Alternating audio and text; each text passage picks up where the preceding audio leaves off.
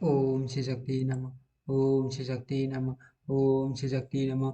देवताओं द्वारा श्री राम की स्तुति, श्री राम का उन्हें वरदान देना तथा राम राज्य का वर्णन। शेष जी कहते हैं, मुने जब श्री रामचंद्र जी का राज्याभिषेक हो गया तो राक्षस राज रावण के वध से प्रशंसित हुए। देवताओं ने प्रणाम करके उनका इस प्रकार स्तवन किया। देवता बोले, देवताओं को पीड़ा पीड़ा देवताओं की पीड़ा दूर करने वाले दशरथ नंदन श्री राम, आपकी जय हो। आपके द्वारा जो राक्षस राज का विनाश हुआ है उस अद्भुत कथा का समस्त कविजन उत्कंठापूर्वक वर्णन करेंगे। भुवनेश्वर प्रलय काल में आप संपूर्ण लोकों की परंपरा को लीलापूर्वक ग्रस्त लेते हैं। प्रभु, आप जन्म और जरा आदि के दुखों से सदा मुक्त हैं। प्रबल शक्ति संपन्न परमात्मन, आपकी जय हो। आप हमारा उद्धार कीजिए। धार्मिक पुरुषों के कुल रूपी समुद्र में प्रकट होने वाले अजय अमर और असीम परमेश्वर, आपकी जय हो। भगवान भगवान, आप देवताओं से श्रेष्ठ हैं। आपका नाम लेकर अनेकों प्राणी पवित्र हो गए हैं। फिर जिन्होंने श्रेष्ठ दिव्य वंश में जन्म ग्रहण करके उत्तम मानव शरीर को प्राप्त किया है, उनका उदार होना कौन सी कौन बड़ी बात है। शिव और ब्रह्मा जी भी जिनको मस्तक झुकाते हैं, जो पवित्र यव आदि के चिन्हों से सुशोभित तथा मनोवांछित कामना एवं समृद्धि देने वाले, उन आपके शरणों का हम निरंतर अपने हृदय में चिंतन करते रहे। यही हमारी अभिलाषा है। आप कामदेव की भी शोभा को तिरस्कृत करने वाले मनोहर कांटे धारण करते हैं। परम पावन दया में यदि आप इस भूमंडल को अब अभेदान न दे तो देवता कैसे सुखी हो सकते हैं। नाथ, जब जब दानवी शक्तियां हमें दुख देने लगे, तब तब आप इस पृथ्वी पर अवतार ग्रहण करें विभो। यद्यपि आप सबसे श्रेष्ठ श्रेष्ठ अपने भक्तों द्वारा पूजित अजन्मा तथा अविकारी हैं, तथापि अपनी माया का आश्रय लेकर बिंब रूपों में प्रकट होते हैं। आपके सुंदर श्रेष्ठ पवित्र लीलाएं मरने वाले प्राणियों के लिए अमृत के समान दिव्य जीवन प्रदान करने वाले हैं। उनके श्रवण मात्र से समस्त पापों का नाश हो जाता है। आपने अपनी इन लीलाओं का समस्त भूमंडल को व्याप्त कर रखा है तथा गुणों का गान करने वाले देवताओं द्वारा भी आपकी स्तुति की गई है, जो सबके आदि हैं परंतु जिनका आदि कोई नहीं है, जो अजर तरुण रूप धारण करने वाले, जिनके गले में हार और मस्तक पर किरीट किरीट शोभा पाता है, जो देव की भी कांति को लज्जित करने वाले हैं, साक्षात भगवान शिव, जिनके शरण कमलों की सेवा में लगे रहते हैं तथा जिन्होंने अपने शत्रु रावण का बलपूर्वक वध किया है, वे श्री रघुनाथ जी सदा विजय हो। ब्रह्मा आदि संपूर्ण देवताओं को इस प्रकार स्तुति करके विनीत भाव से श्री रघुनाथ जी को बारंबार प्रणाम किया। माँ यशस्वी श्री रामचंद्र जी देवताओं की इस स्तुति से बहुत संतुष्ट हुए और उन्हें मस्तक झुकाकर शरणों में पड़े देख बोले। श्री राम ने कहा, देवताओं, आप लोग मुझसे कोई ऐसा वर मांगो जो जो आपको अत्यंत दुर्लभ हो तथा जिसे अब तक किसी देवता, दानव, यक्ष और राक्षस ने भी नहीं प्राप्त किया।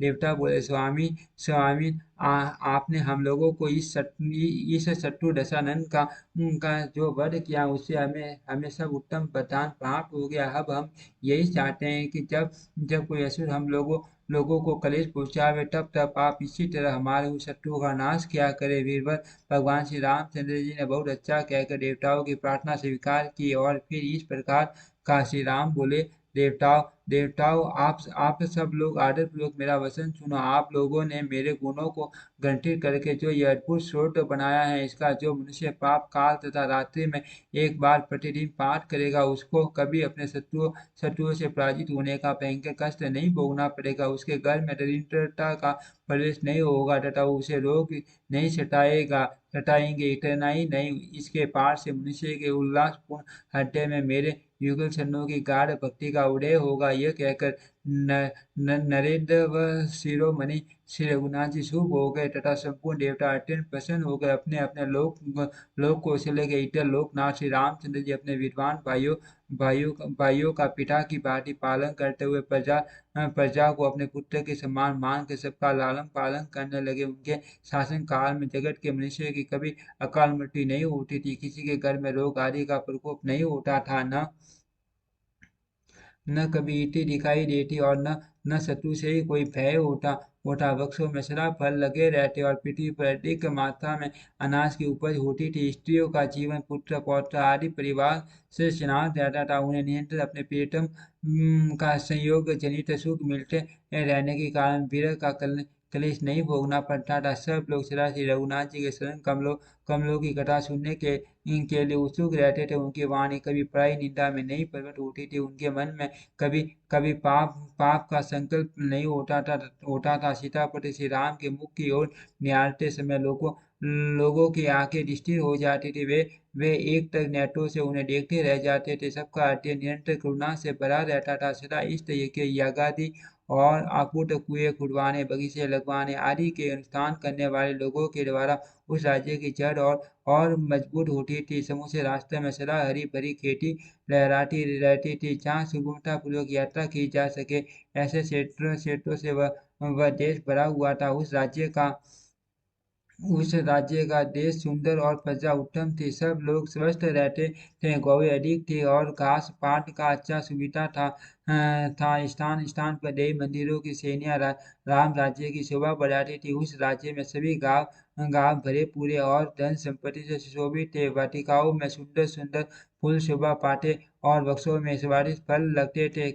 कमलों से भरे हुए तालाब वहां की भूमि का सौंदर्य बढ़ा रहे थे। राम राज्य में केवल नदी नदी सदम्पा उत्तम जल वाली थी। ये वहाँ की जनता कहीं भी ये सदम्पा डंभ या पागन से युक्त नहीं दिखाई देती थी। ब्राह्मण क्षत्रिय आदि वर्णों के समुदाय कुलीन उत्तम कुल में उत्पन्न थे। उनके धन नहीं कुलीन थे, अर्थात उनके धन का कुत्सित मार्ग में लय उपयोग नहीं होता था। उस राज्य की स्त्रियों में ही विभ्रम हाव भाव या विलास था। विद्वा विद, विद्वानों में कहीं विभ्रम भ्रांति या भूल का नाम भी नहीं था। वहाँ की नदियाँ ही कुटिल मार्ग से जाती थी। प्रजा ने यथार्थ प्रजा में कुटिलता का सर्वथा अभाव था। श्री राम के राज्य में केवल कृष्ण पक्ष की रात्रि तम अंधकार से युक्त थी। मनुष्य में तम अज्ञान या दुख नहीं था। वहाँ की स्त्रियों में रस का सुयोग देखा जाता था। धर्म प्रधान मनुष्यों में नहीं, अर्थात मनुष्यों में धर्म की अधिकता होने के कारण सत्वगुण का ही उद्रेक होता था। रजोगुण गुण का नहीं। धन से वहाँ के मनुष्य ही आनंद थे। मदानंद होने से बचे थे। उनका भोजन अनंत अन्न रहित नहीं था। उस राज्य में केवल रति अन्य लो रहित था। कर्मचारियों में अन्य का भाव नहीं था। फंसे पावड़े सवर तथा शत्रुओं में ही दंड डंडा देखा जाता था। अन्यथा कहीं भी क्रोध या बंधन जनित दंड देखने में नहीं आता था। जलों में ही जड़ता या जलत्व की बात सुनी जाती थी। मनुष्यों में नहीं, स्त्री के मध्य भाग गति में ही दुर्बलता पतलापन थी, अन्यथा नहीं। वहाँ औषधियों में ही कुष्ठ कूट नामक दवा का योग देखा जाता था। मनुष्य में कुष्ठ कोट का नाम भी नहीं था। रत्नों में ही वेद सिद्ध होता था। मूर्तियों के हाथों में ही शूल त्रिशूल रहता था। प्रजा के शरीर में ही वेद या शूल का रोग नहीं था। रसानुभूति के समय सात्विक भाव के कारण ही शरीर में कंप होता था। भय के कारण नहीं। किसी को कंप कपटी होती तो ऐसी बात नहीं देखी जाती थी। राम राज्य में केवल हाथी मत वाले होते थे। मनुष्यों में कोई मत वाला नहीं था। तरंगे जलाशयों में ही उठते थे, किसी के मन में नहीं, क्योंकि सबका मन स्थिर था। दान मद का त्याग केवल हाथियों में ही दृष्टिगोचर होता था। राजाओं में नहीं, कांटे ही टीके होते थे। मनुष्यों का स्वभाव नहीं, केवल ब्राह्मणों का ही गुणों से वियोग होता था मनुष्यों का नहीं। दुष्ट बंदोक्ति सुशीलस्त प्रबंध रचना या कमल बंध आदि श्लोकों की रचना केवल पुस्तकों में ही उपलब्ध होती थी।